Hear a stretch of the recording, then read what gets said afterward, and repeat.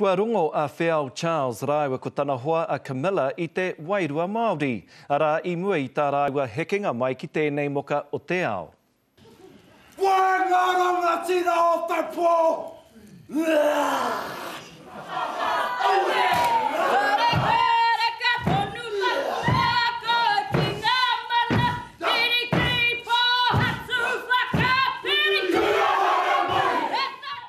Ko te kapa o Ngāti Rānana, ētahi o ngā manuhiri e rua rau I whakarau I ka mai ki te whare o Hatohemi, arā mo te hākari o kawa.